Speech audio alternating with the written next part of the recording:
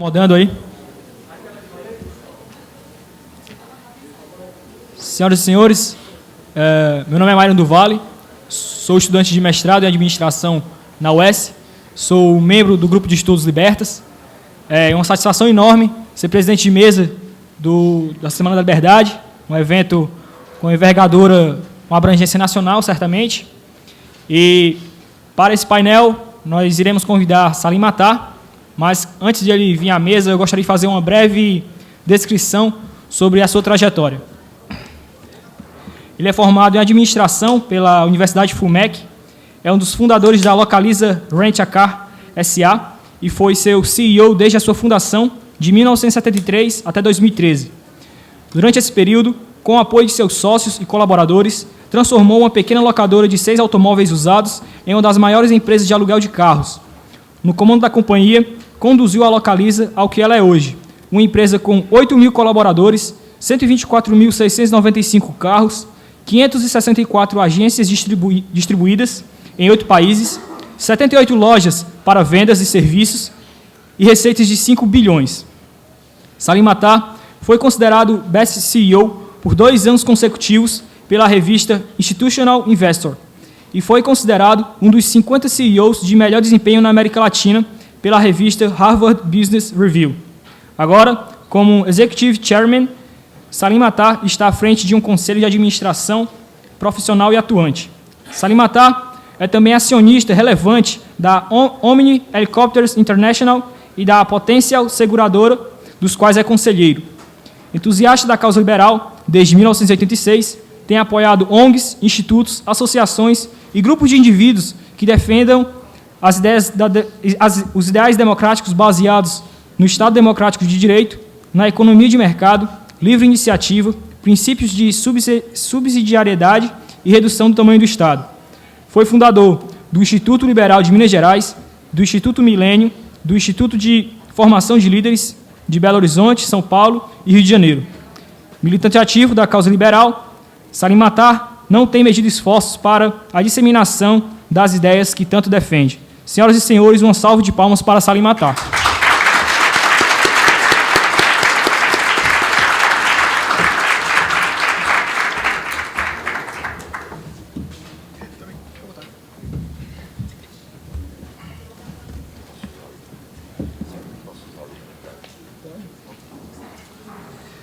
Apenas para deixar claro, a pedido do próprio Salim Matar, ao final do painel, as perguntas poderão ser feitas também de forma oral, além da forma escrita usualmente utilizada. Boa noite a todos. Obrigado pelo convite de estar aqui com vocês hoje. Estou aqui com muito prazer. Eu realmente me divirto com a causa liberal e não poupo esforços para estar presente em todos esses eventos. Parabéns a vocês pela organização do evento, espetacular, e é assim que a gente vai mudar o Brasil. Dessa forma, através do pensamento, através da mudança de ideias, é que nós vamos construir um novo Brasil. Bem, eu quero dizer para vocês por que eu estou aqui. E quero que vocês façam uma reflexão também por que vocês estão aqui hoje. Vocês poderiam estar agora tomando um chopp com amigos, jogando vôlei, sauna, enfim, vocês poderiam estar em diversos lugares diferentes, mas, no entanto, vocês estão aqui hoje. Então, deve existir um motivo pelo qual vocês estão aqui hoje. Vocês devem ter uma preocupação, ou vocês devem estar exercendo um papel de cidadania, ou vocês estão à busca de conhecimento e, de alguma forma, pretendem contribuir para a melhoria do país. Então, existe um motivo pelo qual vocês estão aqui. Eu estou aqui porque eu estou indignado com esse país, com o que fizeram dele, com o que resta dele. Eu estou indignado de como a nação brasileira pôde, nesses últimos 13 anos, tolerar que chegasse a esse nível, a esse ponto, a desconstrução do Estado brasileiro, a desconstrução de nossos valores, a desconstrução da moral brasileira. Então, essa minha indignação com o que aconteceu durante todos esses últimos 13 anos, que culminou com o impeachment da presidenta, até mesmo a língua brasileira foi violentada por esse pessoal. Então eu estou aqui por essa indignação, porque eu tenho filhas, um dia vou ter netos, e eu reconheço que, de alguma forma, os meus pais me permitiram viver num país melhor do que o que eles viveram. E eu gostaria que os meus filhos e que os meus netos vivessem também num país melhor do que eu encontrei. Se assim todos nós fizermos, nós estaríamos fazendo uma excepcional contribuição para não apenas os nossos familiares, é aquela virtude do egoísmo, pensando em minhas filhas, em ter um país melhor, eu vou à Fortaleza e a todos os eventos liberais deixar uma palavra a respeito da liberdade, a respeito de ideias que fazem sentido para o país. Essa é a virtude do egoísmo que vocês viram aqui. Graças à ambição, à ganância do padeiro, eu tenho certeza que haverá pão no café da manhã. Graças à ambição do açougueiro, não me faltará o bife no almoço. Graças à ambição do cervejeiro, terei cerveja à noite. Então, reparem que naquele momento que o padeiro, o açougueiro ou o cervejeiro nos proporcionaram tudo isso, eles o fizeram não para o bem da comunidade. Não, eu quero que as pessoas comam bons bifes. Essas pessoas estavam interessadas em manter o seu negócio, crescer o seu negócio e obter lucro, obviamente satisfazendo os seus consumidores, os seus clientes. Então, eu estou aqui hoje porque eu ando indignado ao longo desses últimos 13 anos, foram 13 sofridos anos, e eu já estava num estado de deprimência, porque eu não conseguia ver uma luz no fundo do túnel, e a cada dia que passava, maior interferência do Estado, mais centralização, restrição das liberdades, e vendo que as coisas não aconteciam, e a gente via que o Brasil estava indo por um caminho que a gente estava vendo com os nossos vizinhos, que estava acontecendo com a Argentina, Venezuela, Colômbia, Bolívia e outros países. Então, eu estava realmente num estado de ansiedade, e motivo pelo qual aqui hoje eu quero trazer para vocês uma reflexão. Eu ainda continuo indignado com o país, e eu espero que, com essa mudança de governo, seja o início de um novo patamar de mudança no país. Mas eu queria que vocês fizessem uma reflexão juntamente comigo, porque vocês estão aqui hoje, como eu disse, vocês deixaram de fazer inúmeras coisas para estar aqui hoje. E vocês devem estar se perguntando, por que o Brasil chegou até esse ponto? Se as coisas estivessem bem, não houvesse desemprego, renda per capita elevada, tivesse infraestrutura no país, escolaridade, nível educacional de escolas privadas e públicas elevado, que preocupação nós teríamos? Com todas as nossas liberdades, que preocupação teríamos para estar aqui? Nós estamos aqui porque nós sentimos que nos falta liberdade, nós sentimos que o dinheiro que nós pagamos de impostos não é bem aplicado, e nós queremos discutir tudo isso. Então, eu quero que vocês reflitam junto comigo, por que o Brasil chegou nesse ponto que está hoje. Historiadores, jornalistas, cientistas sociais, pesquisadores e analistas políticos, bem como uma grande quantidade de pessoas, como nós aqui presentes, estão perguntando e buscando uma resposta crível que nos satisfaça. Por que as coisas chegaram a esse ponto? Numa rápida reflexão desse passado, e se nós apelarmos para apenas o bom senso, é inexplicável como a sociedade brasileira, como nós, permitimos que os governos petistas de Lula e Dilma chegassem onde chegaram, fazendo um governo tão desastrado e pernicioso, cujo resultado foi a desconstrução de nosso país. Como nós permitimos que as coisas chegassem a esse ponto? Aparelharam a máquina pública, tentaram aparelhar o STF, multiplicaram o número de cargos de confiança, aumentaram o número de funcionários públicos, encastelaram sindicalistas, petistas e petistas de aluguel no poder. Gente totalmente despreparada, em sua maioria desprovidos de conhecimento, de educação e de valores morais. E essas pessoas, desprovidas de conhecimento, desprovidas de educação e desprovidas de valores morais, foram as pessoas que, de alguma forma, estavam no poder nesse país, de uma repartição pública ao Senado, de uma instituição, de um departamento de trânsito, à Câmara dos Deputados.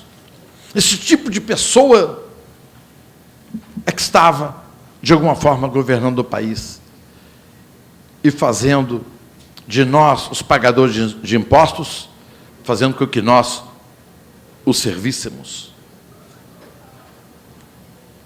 Mas as independentes agências reguladoras, profissionalmente instituídas durante o governo FHC, foram avacalhadas com o aparelhamento petista e perderam a seriedade, muitas delas se transformando em balcão de negociatas. Durante o governo Lula, uma malfadada legislação de conteúdo nacional encarece e prejudica a produção de petróleo. E chega ao ponto do navio João Cândido, construído no Recife por 10,6 bilhões de reais, não poder navegar no dia de sua inauguração, necessitando de sérios reparos. O navio mais caro já construído na face da terra, um navio brasileiro que não pôde navegar. Nosso dinheiro. E quantos se aproveitaram disso? Esse pessoal aumentou a dívida pública para 2,8 trilhões de reais, crescendo 21,7% no ano passado e atingindo em torno de 70% do PIB. E aumentaram o déficit para alguma coisa superior a 200 bi. O governo fala em 170, tem mais a Eletrobras 40, mais o rombo da Petrobras, enfim, 230, 250 bilhões. Fora os esqueletos do BNDES, que nós não sabemos, que poderá chegar a alguma cifra, entre 100 e 150 bilhões. De todos os financiamentos feitos para Cuba, países africanos, Venezuela, Bolívia, Equador, que nunca vamos receber esse dinheiro. Mais ainda, aumentaram os salários do funcionalismo, mesmo sabendo que o Estado estava quebrado, em valores acima da inflação. E esta que estava sob controle, atingiu 2 dígitos, e os juros explodiram. Aumentaram os impostos, e o Brasil possui hoje a 14ª maior carga tributária do mundo. A arrecadação de país escandinavo com contraprestação de países africanos. Esse governo, que agora desceu do poder, aumentou em 18 o número de estatais para acomodar petistas e seus apariguados.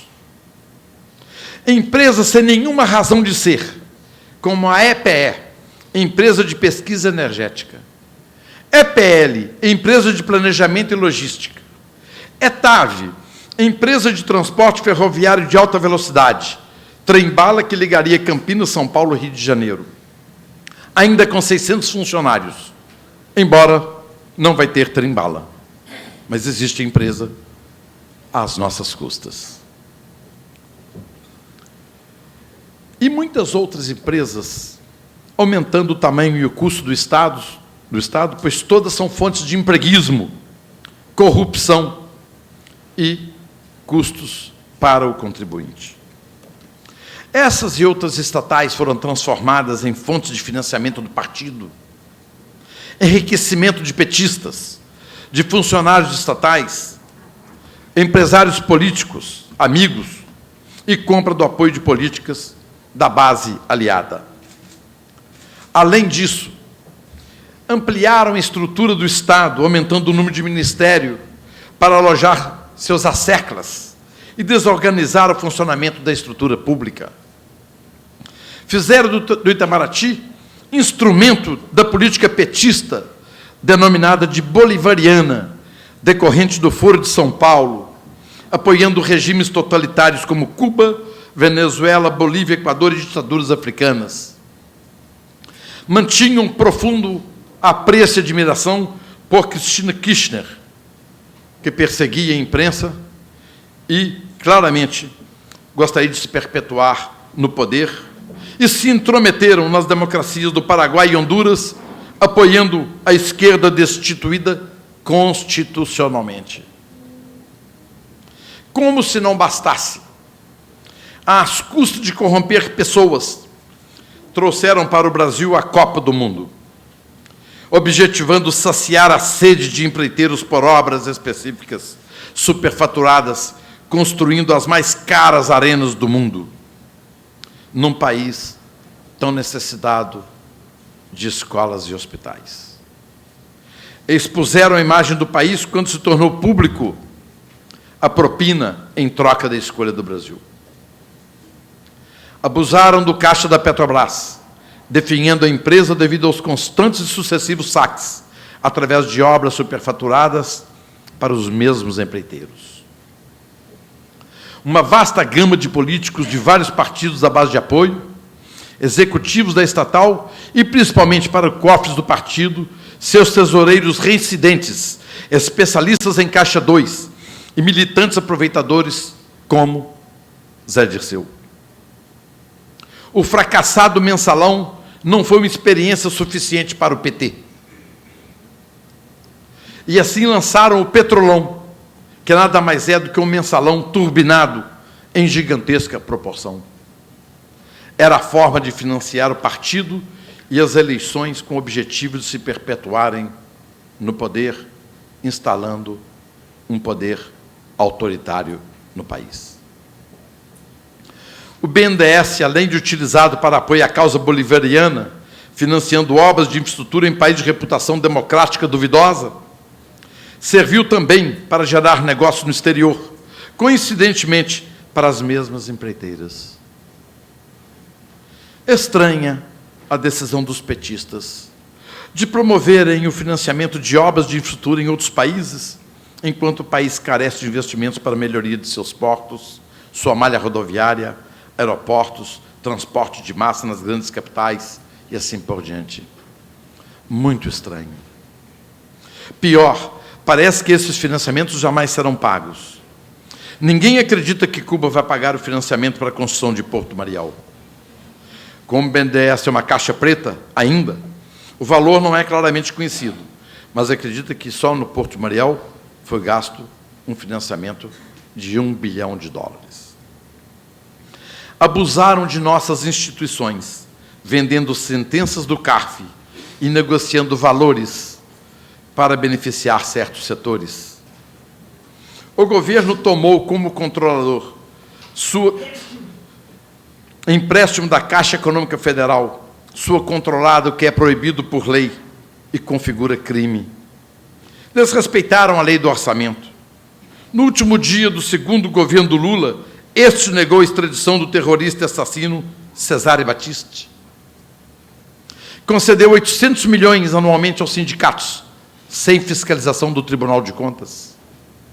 E concedeu passaporte diplomático até para o Lulinha, que a Justiça Federal declarou nulo e foi apreendido em 2013. Usaram das instituições do Estado para perseguir opositores e desafetos. Esses foram os nossos últimos 13 anos. Esta é a minha pessoal indignação. E eu acredito que muitos de vocês compartilham comigo essa indignação. Mas esse mesmo governo petista implementa o revanchismo através da Comissão da Verdade. Comissão esta que fez de tudo, menos esclarecer a verdade, senão contar a história distorcida a seu modo, confundindo as novas gerações e tentando aliviar a barra de guerrilheiros terroristas de ontem, tentando ser transformados em heróis de hoje. Dilma foi transformada de guerrilheira a lutadora pela redemocratização. Isso é uma afronta aos brasileiros que, como eu, presenciaram o período da Revolução e o governo militar. Os guerrilheiros fracassados, Zé Dirceu e Genuíno, se posam de heróis atrás das grades por crimes de corrupção.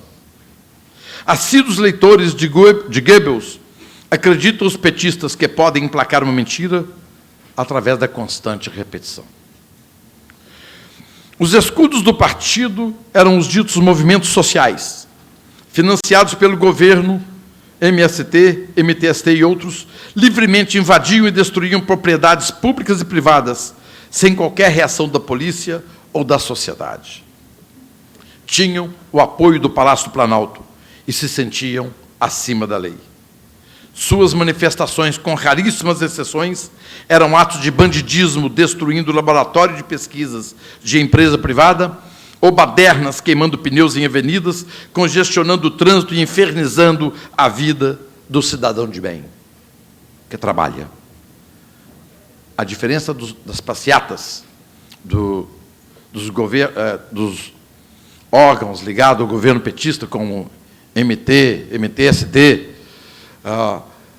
eram sempre dias de semana, nos dias que nós trabalhamos. Já as passeatas do MBL e do Vem para a Rua, sempre sábado e domingo, porque é os dias que nós podemos ir à passeata. Mas tão próximos eram esses movimentos sociais, tão próximos da presidente Dilma, que foram os últimos a estar no Palácio do Governo, no momento de sua queda, prestando-lhe uma barulhenta e última homenagem. Dilma mentiu durante a campanha das eleições em 2014 e continuou mentindo quando presidente eleita. E continua mentindo ainda hoje, dizendo que houve um golpe. É uma mentirosa, contumaz. Campanha viciada com aporte de dinheiro de Caixa 2, de empreiteiras, conforme constatado na Operação Lava Jato. Dilma violentou a língua portuguesa, se autodenominando presidenta, e demonstrou ser um absoluto fracasso em como administrar a coisa pública, sem nenhuma capacidade ou sensibilidade política. Caiu a máscara da gerentona, que nem soube administrar seu negócio de quinquilharias a R$ 1,99 em Porto Alegre. Caiu a máscara da publicidade mentirosa de João Santana. Foi tudo uma farsa. Por que o Brasil chegou a esse ponto? Porque nós, a sociedade, permitimos que chegasse a esse ponto. Não há que se culpar ninguém. Não há que se culpar os eleitores que votaram em Dilma. Não há que se culpar a igreja, os movimentos sociais, os empresários. Não. Os políticos. Não há que se culpar ninguém. A culpa é do conjunto da sociedade. Mas devo dizer a vocês que eu tenho uma opinião própria, pessoal, a respeito da responsabilidade do empresário na sociedade. E é muito claro para mim esta responsabilidade. O empresário brasileiro, ele é espetacular. Ele é espetacular. O empresário brasileiro sobrevive com inflações de 3% ao dia nos anos 80. O empresário brasileiro sobrevive pagando taxas de juros de 35% nos anos 90, de 16% atualmente. O empresário brasileiro sobrevive com emaranhado de legislação, quer trabalhista, ambiental ou tributária. O empresário brasileiro sobrevive com uma carga elevada de impostos, com uma qualidade de mão de obra do mercado que ele tem que investir e treinar essa mão de obra, por deficiência de nossas escolas. Esse empresário, ele é fantástico. Ele tem foco, ele trabalha, recruta bons executivos, treina suas equipes e se transforma num vencedor, mesmo com todas essas intempéries mesmo com 13 anos de petistas. Mas esse empresário brasileiro tem falhado. Tão espetacular é ele em cuidar do seu negócio, que ele se transformou num ser alienado e cruzou os braços durante esses 13 anos. Eu entendo. O empresário não podia falar porque tinha a retaliação do governo. Vem a máquina da Receita Federal, do INSS, perturba a empresa. Então, tem perseguição. Projetos ambientais dessa empresa não serão aprovados. Enfim, a máquina do governo, ainda mais daquele governo que acabou de sair, é uma máquina que persegue os desafetos do governo. Então, eu compreendo que os empresários não podiam falar. E nem todos são empresários que não têm teto de vidro. Poucos podem falar. Eu falei. Por 13 anos consecutivos, esse tem sido o meu discurso em todos os eventos que eu vou. Eu posso falar desse governo que não é ético, porque eu dirijo uma companhia ética. Eu posso falar tudo isso que eu falei, porque isso tudo é verdade. E eu tenho uma companhia que não tem telhado de vidro. E, talvez um pouco diferente, eu sou um cidadão preocupado com esse país. E estive disposto, se fosse o caso, pagar um preço para a minha coragem de denunciar esse governo. E assim, eu tenho feito nesses 13 anos. E digo para vocês que estou bem relaxado atualmente. Desde o dia 12 de maio, eu estou bem relaxado. Porque eu acho que as coisas poderão mudar rapidamente. Nosso país precisa que toda a sociedade se enganje, como aconteceu com o movimento Vem para a Rua e o MBL. Isso é que ocasionou a queda, o impeachment da presidente Dilma.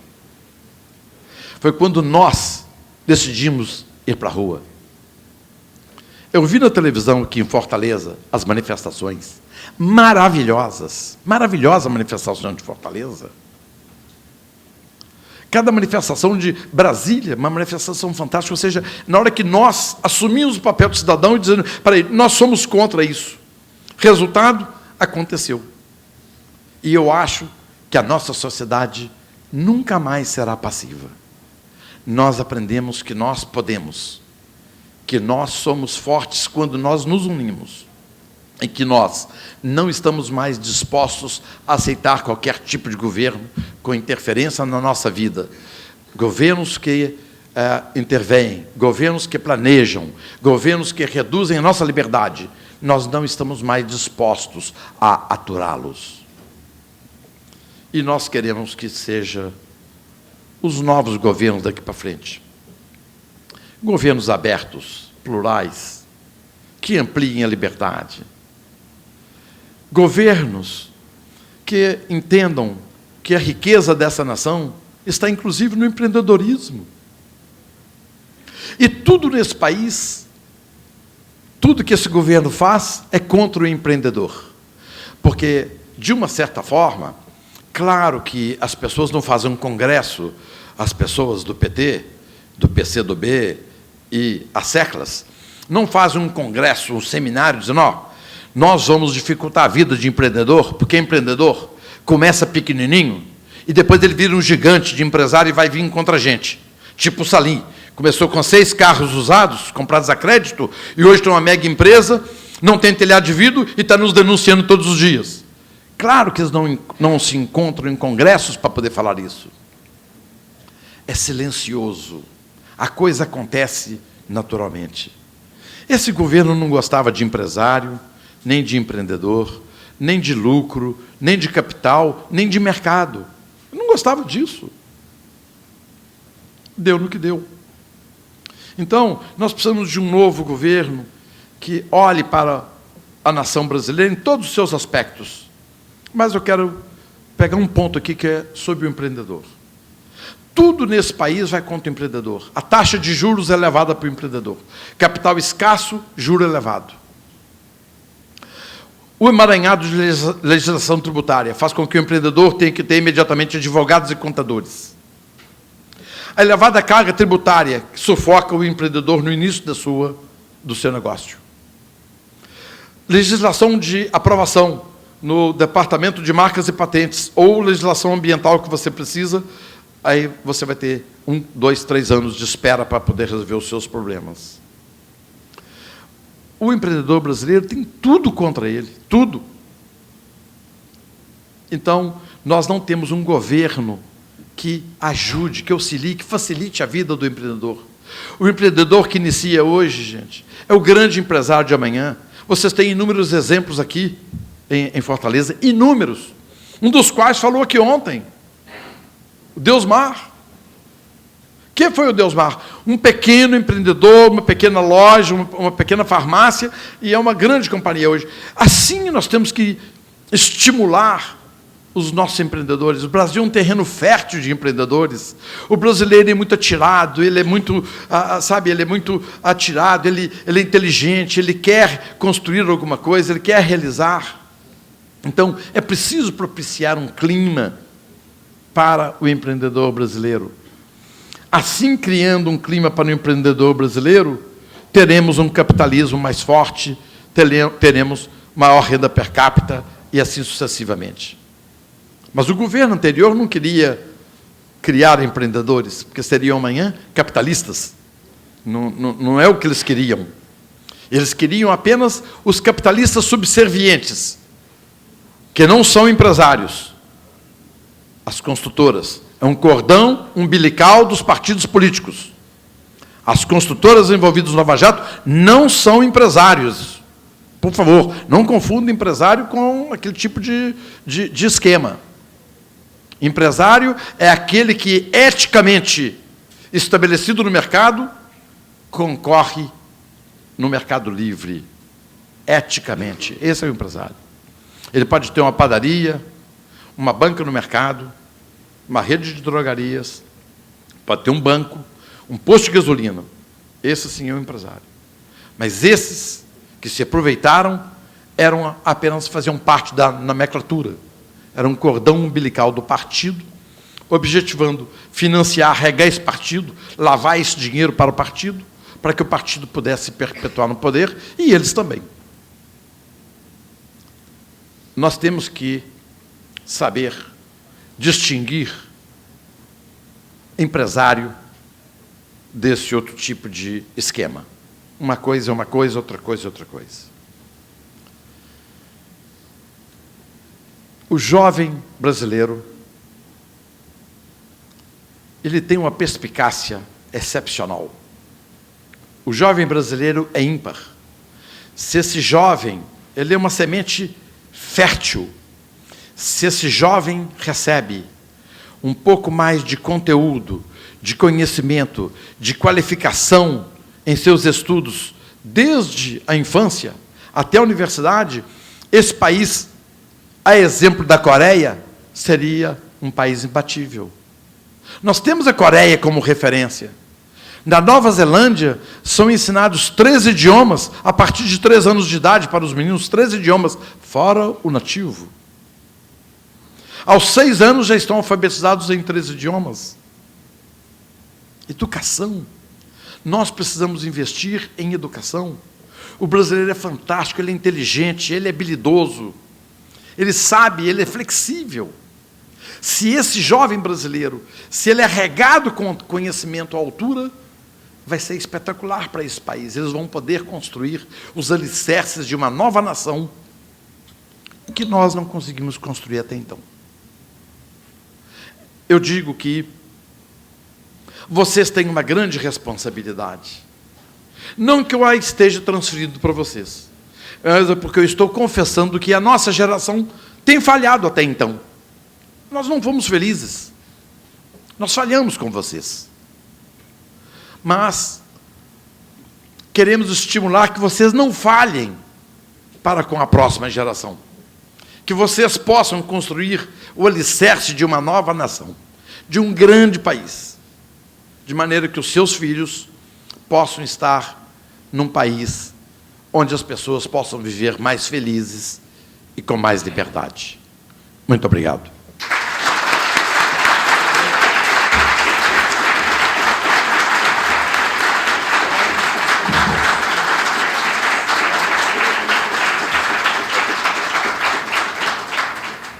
Senhoras e senhores, nós vamos prosseguir agora para as perguntas. Existirão algumas pessoas nas laterais dos corredores, no caso o Dário ali, que vocês poderiam pedir o microfone para fazer a pergunta oral, mas a primeira pergunta que chegou aqui para a gente foi pergunta escrita. A pessoa colocou o nome aqui, então provavelmente ela quer ser identificada. Armando Bonfadini. São duas perguntas, na verdade. A primeira é: por que a sociedade brasileira, que sempre foi conservadora e liberal, no sentido do livre mercado, permitiu que a ideologia coletivista e de esquerda dominasse o ensino, a educação e a cultura nacional? E ele pede uma análise de como a maioria da sociedade silenciou, se omitiu, incluindo os liberais e todos os empreendedores que permitiram o domínio do Estado e da sociedade pelos socialistas nos últimos 13 anos. Excelente pergunta. Daria até uma boa palestra de 1 hora, 1h30. Bem, o povo brasileiro, de fato, é conservador, é um povo religioso, é um povo de bem. Nós temos uma massa de brasileiros com um mínimo de educação, que alguns sabem assinar o nome, sabem ler, mas não sabem interpretar o texto. E essa massa de brasileiros é aquela massa mais carente, mais necessidade, com maior necessidade. E essa massa, eles sabem ouvir o canto da sereia. Então, pessoas inescrupulosas, como os petistas, populistas, mentem, iludem as pessoas e fazem com que essas pessoas votem neles. Então, o caso específico do PT no governo foi uma coisa que ludibriou-se as massas. As pessoas de bem, conservadoras, acreditaram naquilo e votaram naquelas pessoas porque pensaram que aquelas pessoas estavam sendo honestas e aquelas pessoas não estavam sendo honestas. Então, por isso que eu falo que não são responsáveis os que votaram no Lula e na Dilma, não são responsáveis, porque, na realidade, eles foram ludibriados. E, de uma certa forma, espera-se que uma pessoa, quando está num cargo, quer de presidente, de senador, de deputado, de prefeito, ou de coordenador no órgão público, ou de atendente no SUS, ou de atendente no DETRAN, espera-se que essa pessoa tenha um nível, um padrão ético mínimo de saber por que ela está ali para poder servir à sociedade, servir à população. E o que nós vemos? Uma placa muito comum em serviços públicos, uma placa grande atrás: desacatar o funcionário público, transgressão da lei número tal, tal, tal, tal. Então, ou seja, já intimida nós, os pagadores de impostos, já somos intimidados em certas repartições quando temos essa placa. Então, as pessoas de bem, conservadoras, religiosas, mais carentes, acreditaram naquelas pessoas, e aquelas pessoas faltaram para com o compromisso da verdade e da ética. Então, mesmo até pessoas educadas poderiam cair nessa armadilha. Então, na realidade, aconteceu que toda a nação brasileira foi enganada. O partido que se julgava o guardião da ética realmente desmoronou e desconstruiu esse país. Então, na realidade, foram ludibriados não apenas os eleitores, mas até mesmo nós que votamos contra, fomos também ludibriados, porque nós nunca esperávamos que esse partido chegasse a tal ponto. Agora nós vamos prosseguir para uma pergunta oral, será feita pelo Raduan. Boa noite, Salim. Em primeiro lugar, parabenizar pela palestra. Eu me senti quase num discurso do Herden no A Nascente. Parabéns pela história, pela a vitória do indivíduo perante o coletivo. Minha pergunta é a seguinte: tem essa estrutura, que eu até gosto de dizer que é quase uma orgia entre o poder político e o poder monetário brasileiro, em alguns grandes, entre aspas, empresários. Como destituir essa liga?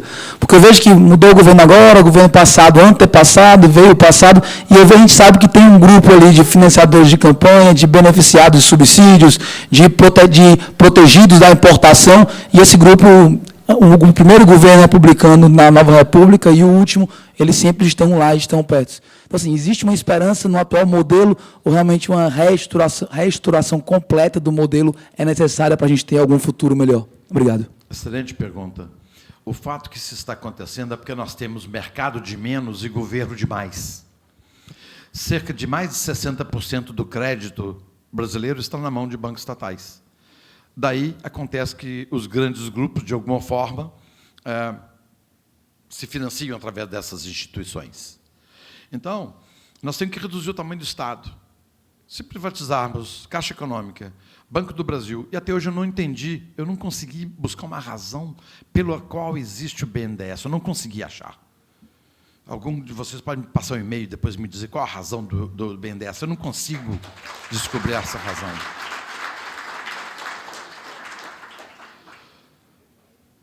Então, esse crédito na mão do governo faz com que nem sempre a aplicação seja uma boa aplicação por parte do governo. E, com isso, vale aquela do mercantilismo, os amigos do rei. Então, aquele ramo de empresário que ele gasta mais viagens a Brasília, porque dá mais resultado, do que investindo nos seus colaboradores, investindo em pesquisa na sua empresa, melhorando o marketing da sua empresa. Então, dá mais resultado e a Brasília. Então, nós temos que parar com isso. Essa ponte aérea de Brasília tem que ser cortada de alguma forma. Os empresários têm que aprender a andar pelas suas pernas, suas próprias pernas, e não depender de governo e bancos estatais. Não só ainda de financiamento, mas tem também proteção, como você falou. Sabe, nós temos que ter um país mais aberto. Então, eu acredito que a ideologia operante no Brasil, alguém falou que nos últimos 50 anos, é verdade. Foi um país centralizador, com muita interferência na economia. Nós não somos um país capitalista, nós não somos. Nós somos um país socialista que procura ter uma pequena fachada de capitalismo para dizer que o nosso país é um país socialista. Em tudo que você buscar. Bem, o currículo escolar, não vão longe, não. O currículo escolar vem de Brasília. Então, lá em Brasília define o que a escola vai fazer, quais são as matérias. Então, estou dando um pequeno exemplo. Mas esse tipo de modelo que nós implantamos no Brasil, que chegou a esse nível, e ele chegou quase a uma pérola nesse momento, dos 13 anos do PT, nós precisamos agora desconstruir isso. O Pondé acha que gasta 50 anos. Eu sou mais otimista, eu acho que gasta uns 45, para a gente desconstruir. Então, o fato é que nós temos que sermos uma sociedade mais ativa, mais participante, nós temos que ser mais cidadãos daqui para frente, nós não podemos baixar a cabeça mais e nós não vamos mais cair no canto da sereia.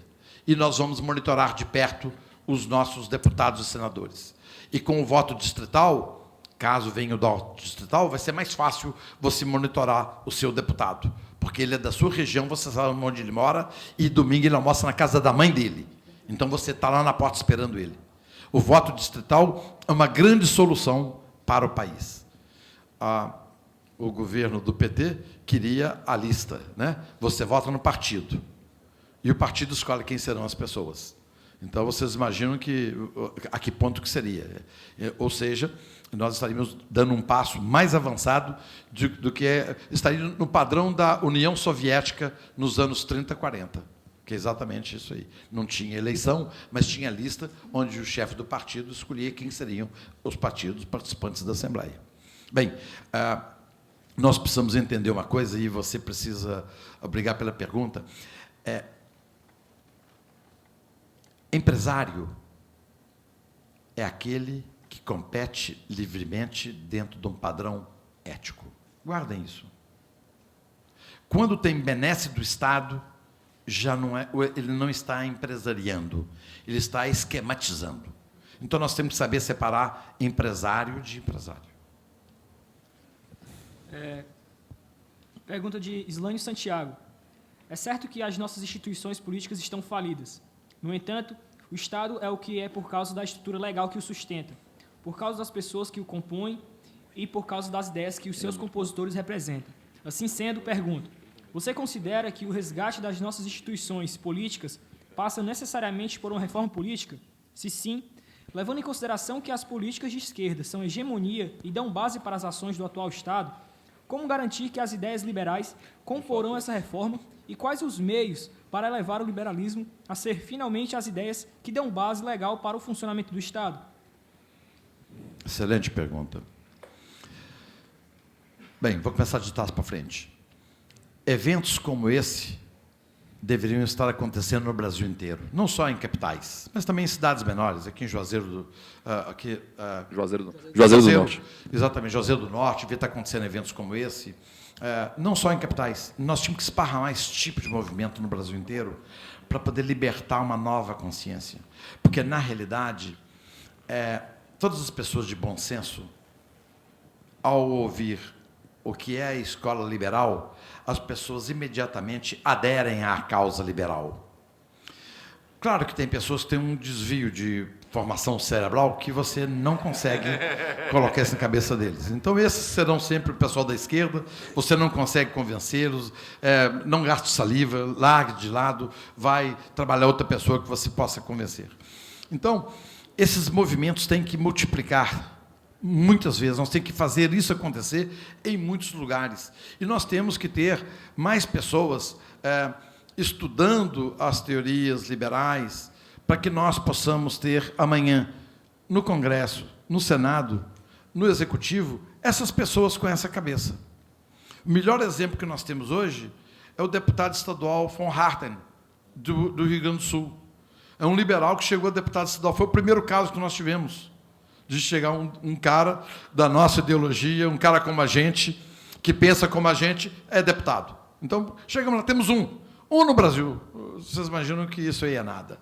Então, nós estamos precisando fazer com que esses movimentos cresçam, porque amanhã você poderá gostar da causa política e você se realizará e você terá apoio de muitos dos seus amigos que sabem que poderão acreditar em você. Muitos que não passou ainda na cabeça a vontade de um dia ir à vida pública, porque hoje a vida pública é um pouco pejorativa, né? Imagina o Senado, o presidente do Senado hoje, a situação dele. Disse que 2/3 do Senado estão com problemas na Lava Jato. Aí você vai para a Câmara dos Deputados. Tinha o ex-presidente que prestou um grande serviço ao Brasil, mas nem por isso poderá ser absolvido, né? Temos o outro presidente da Câmara que vocês estão acompanhando pela imprensa com problema, e temos lá o Partido dos Nanicos, tem lá uma série de interesses diferentes, de nichos, quer de religião, a turma da bala, não importa o que seja. O fato é que o nosso Congresso não é uma coisa que nos orgulha. Não é uma coisa que nos orgulha. Saindo do Brasil agora para o parlamentarismo, como é o pacto até então entre os partidos que estão hoje no governo, saindo do Brasil para o parlamentarismo e para o voto distrital, nós teremos uma brutal mudança. Uma eleição de deputado federal em Minas Gerais custa 5 milhões de reais. Em 4 anos, ele não ganha nem R$1 milhão. Eu acho que 1,1 milhão que ele ganha em 4 anos. Então, como que você gasta 5 milhões para ganhar 1 milhão e pouco? Não faz sentido. Que incentivo teria uma pessoa se candidatar a gastar 5 milhões se ele vai ganhar muito menos do que isso nos 4 anos de governo? Deve ter um incentivo no poder de alguma coisa para que essa pessoa faça isso. No voto distrital, é na sua macro-região, no seu bairro, que você vai ser votado. Então, com isso, o seu custo de campanha vai cair absurdamente. Então, sei lá, com 200, 300 mil, você consegue se eleger como um deputado no voto distrital. Então, nós precisamos ter essa mudança, talvez para o parlamentarismo, para não ficar refém do presidencialismo, que já se mostrou no Brasil que não deu certo. Temos 2 impeachments em 2 décadas. Então, talvez o parlamentarismo possa ser uma possibilidade. E, vindo o voto distrital, nós teremos novos políticos, uma casta de novos políticos, de gente que estaria disposta a entrar para a política, dando de si pela causa pública. E vem aí também um partido, que é o Partido Novo, espetacular, um partido com um padrão ético elevado, ideias liberais, um partido espetacular. Início, difícil, é difícil um partido iniciar, mas é um projeto para daqui 25, 30 anos. Então, muita coisa está acontecendo, desde um novo, desde uma reforma política eleitoral que vai ter o voto distrital, tudo isso vai acontecer. Agora, a melhoria da política brasileira vai depender muito de nós, cidadãos. O Jucá demorou poucas horas. Então, reparem que a sociedade está mais indignada, e grita, e a resposta vem imediata. Então, o Jucá imediatamente teve que ser demitido. Isso, a cobrança, ter uma mídia independente, é fundamental nós termos uma mídia independente. A Veja prestou serviços espetaculares para o Brasil nesses últimos anos, até estar numa situação delicada financeiramente, porque todas empresas públicas, estatais, são proibidas de anunciar na Veja. Mas a Veja prestou um serviço de cidadania ao país.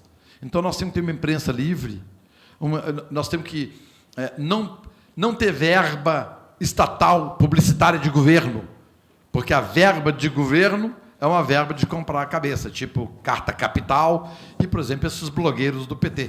Então, nós temos que acabar com essas coisas e deixar a nação seguir serena, normal, sem essas ilusões que hoje acontecem, quer através da mídia comprada, quer através da mídia social, quer através da mídia escrita comprada pelo partido.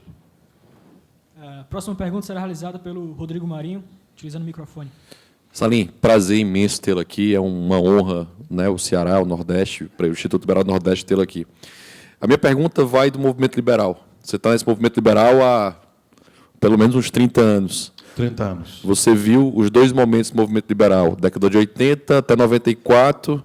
94, o movimento liberal praticamente desaparece, sobrevive o IE, sobrevive o IL Rio, e o resto some do mapa. Todos os institutos liberais somem do mapa.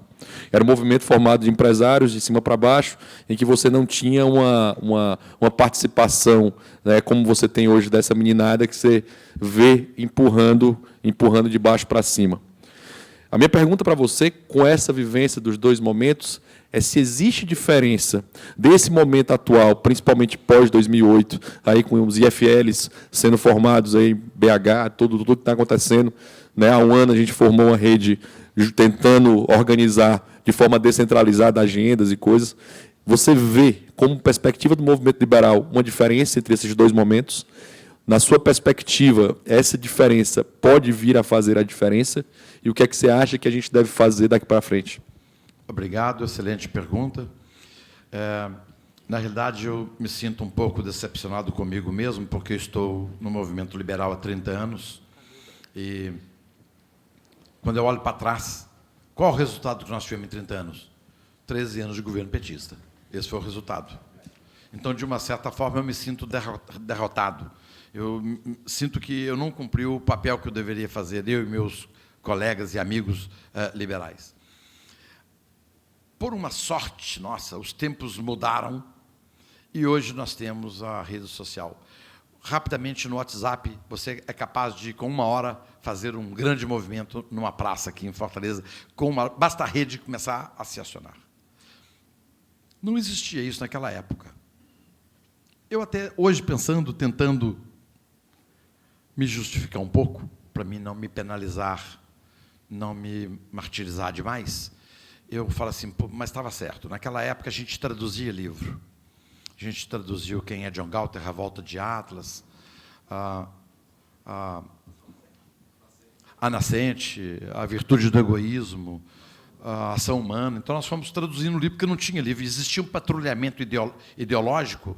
E, por exemplo, a maior editora do Brasil era a Prado Júnior, do Rio de Janeiro. O fundador era um comunista e o filho, que era um político, era um comunista. Então, se você levasse uma obra de Mises para ele publicar, ele não publicaria. Então, existia um patrulhamento ideológico do país.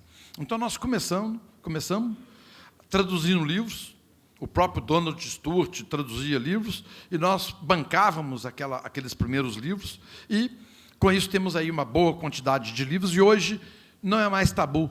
Hoje qualquer livro pode ser produzido, as livrarias são cuidadosas, mas com um pouco de garantia de quantidade eles produzem os livros. Então nós começamos no beabá, que não existia nem literatura, só existia Keynes e Marx nas bibliotecas. Então, até hoje, nas bibliotecas federais, não é muito fácil você encontrar livros de Mises ou de Ayn Rand, não é muito comum. Então, esse movimento ele começou então, nos anos 80, começou praticamente em 84, 85, com o Donald Stewart no Rio de Janeiro, ou seja, é um movimento de 30 anos, e a gente acreditava que, no campo das ideias, a gente iria fazer a diferença. Então, nós emitimos um chamado Policy Papers. Reforma da Previdência, a gente fazia um policy paper e entregava para os líderes do Congresso. Então, entregava para 50 deputados que eram os líderes do Congresso. Então, tinha lá, o petróleo é nosso. Então, a gente falava, para aí, não é tanto assim, não. Essa aqui é uma alternativa. Entregava os papers para os deputados.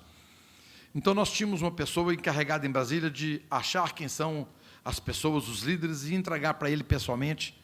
Mas eu acho que nunca eles leram esses policy papers, para ser sincero. Eram apenas 4 páginas, mas eles não iam ler isso. Então, eu acho que a gente foi muito romântico e não aconteceu nada. Então, passaram-se os anos e, atualmente, nós vimos agora, no atual descontentamento da sociedade, que os movimentos tipo MBL e o movimento tipo Vem para a Rua conseguiram fazer uma mobilização Brasil espetacular. Então, eu acredito que agora o novo caminho que nós devemos trilhar, nós temos que continuar ainda difundindo os ideais liberais, a importância da liberdade na vida do indivíduo, a importância de não interferência do Estado na vida do cidadão, e no princípio da subsidiariedade. O governo federal não deve fazer aquilo que o governo estadual pode fazer. O governo estadual não deveria fazer aquilo que o governo municipal pode fazer. O governo municipal não deveria fazer aquilo que a sociedade em conjunto poderia fazer. A sociedade em conjunto ou grupo de indivíduos não deveria fazer aquilo que o indivíduo por si só possa fazer. Esse é o princípio da sociedade.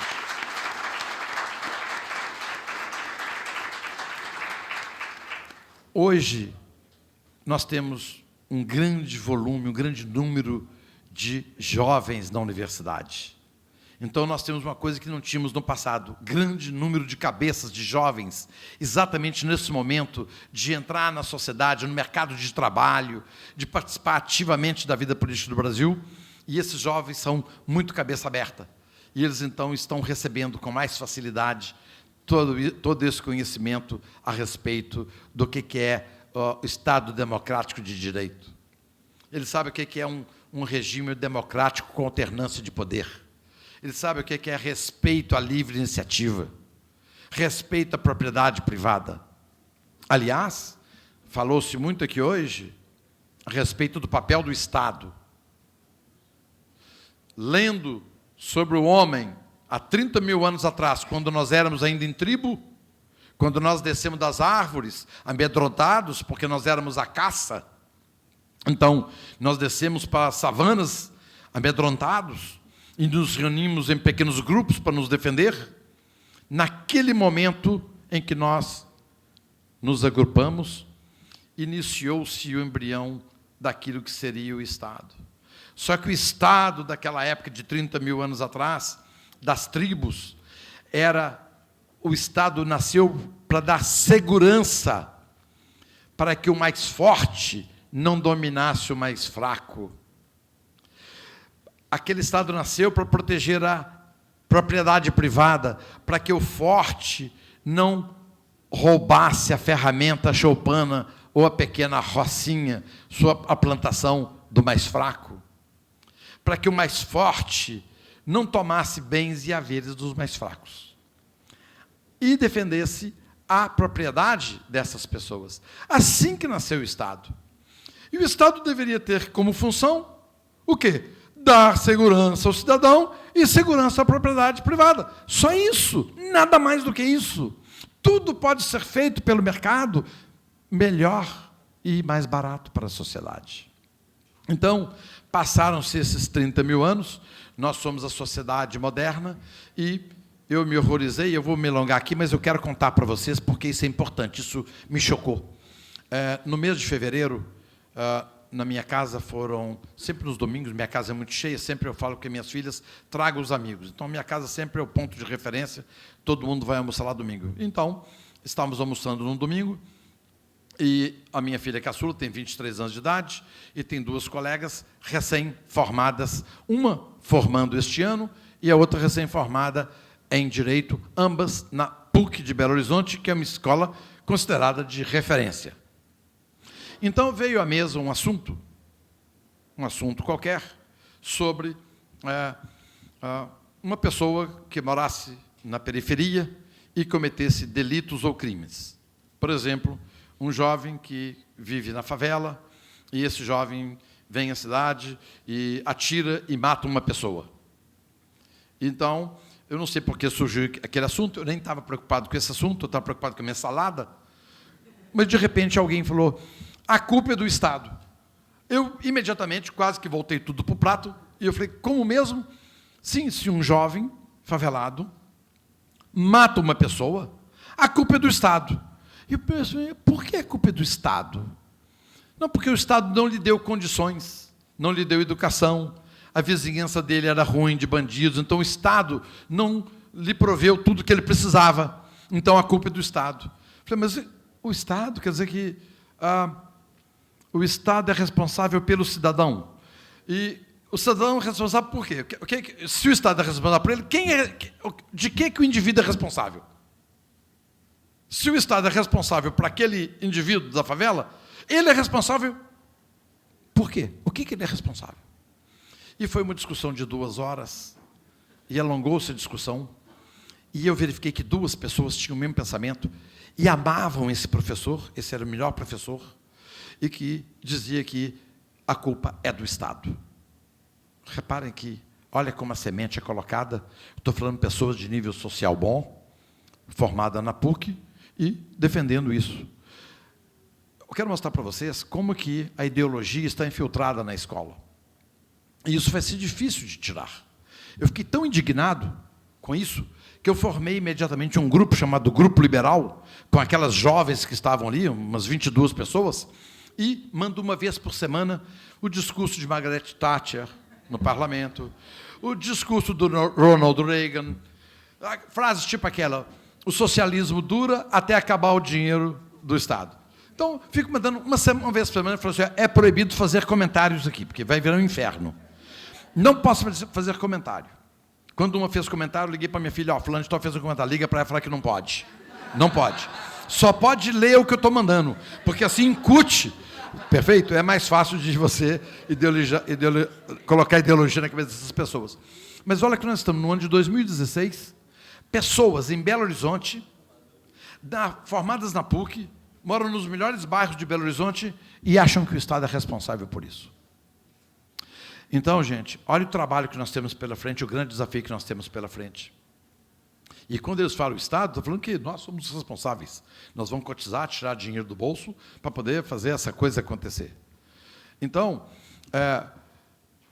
movimentos como esse terão que acontecer, e nós temos a responsabilidade de fazer isso seguir à frente. Não como 30 anos atrás nós instituímos o Instituto Liberal. Hoje, virtualmente, o exemplo espetacular é a formação do Rede Brasil e o Mises, que à distância tem inúmeras células de aprendizado, de estudos, de debate, no Brasil inteiro, via internet. Então, reparem que nós podemos, via internet, nós podemos avançar mais, nós podemos penetrar, colocar os tentáculos de nossos institutos mais longe, por causa que a facilidade da rede hoje pode contribuir para que a gente faça um atalho daqui para frente.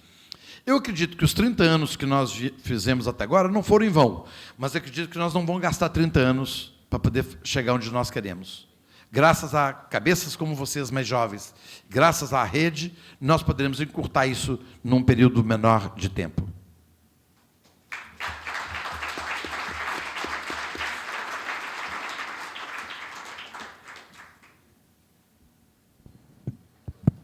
Tá falando?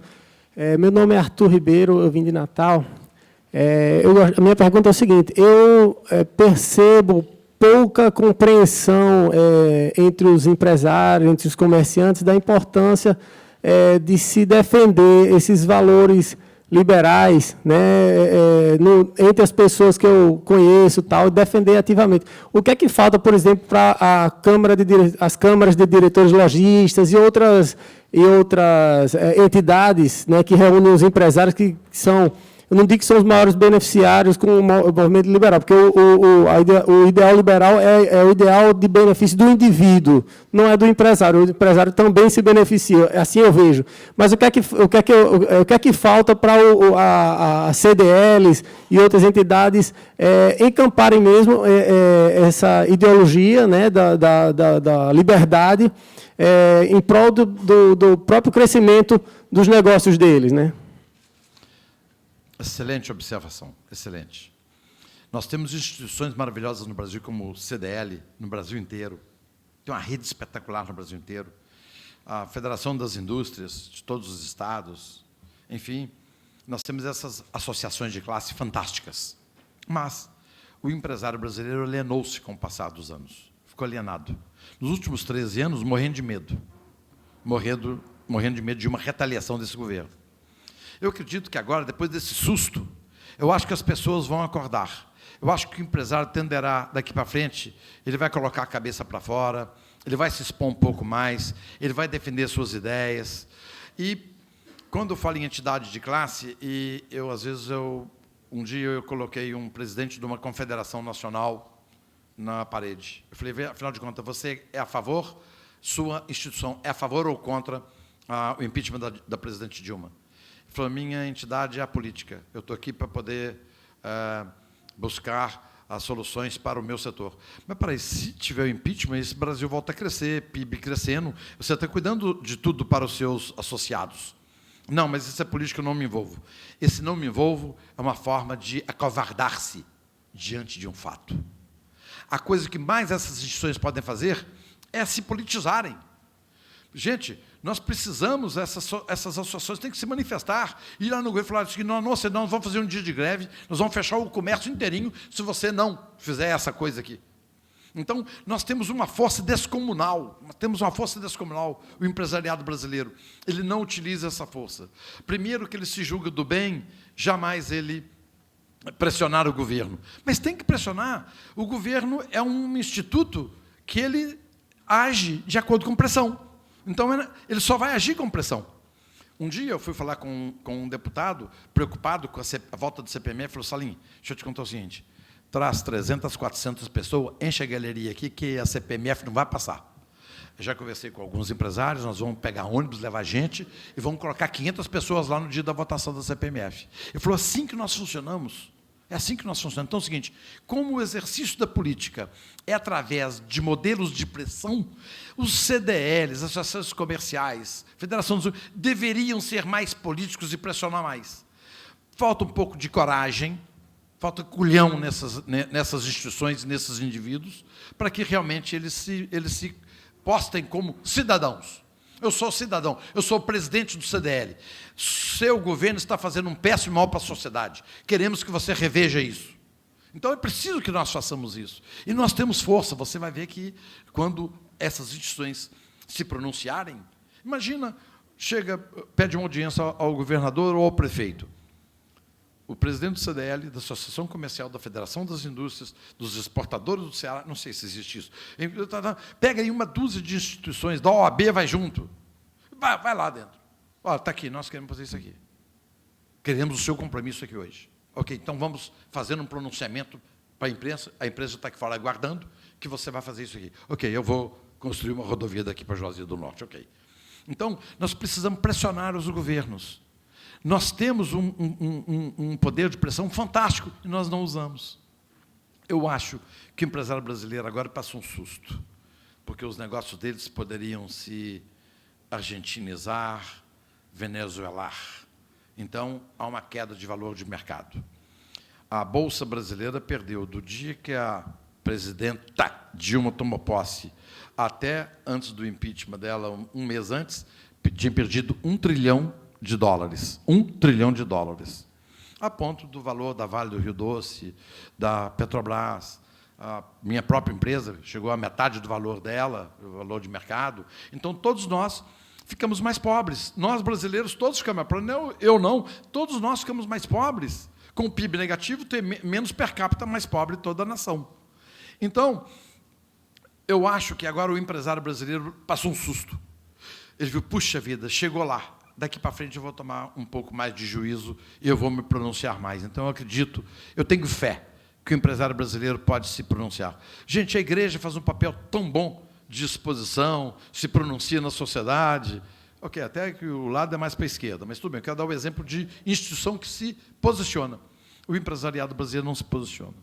Mas eu acredito que agora ele tomou um pouco de juízo. Obrigado, Salim, pela sua contribuição e também pela inspiração que você nos trouxe.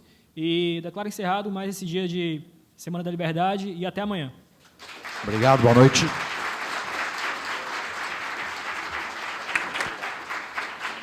Amanhã será às 10 horas da manhã. Hélio Beltrão, Adolfo Saxida, Ricardo Wellery.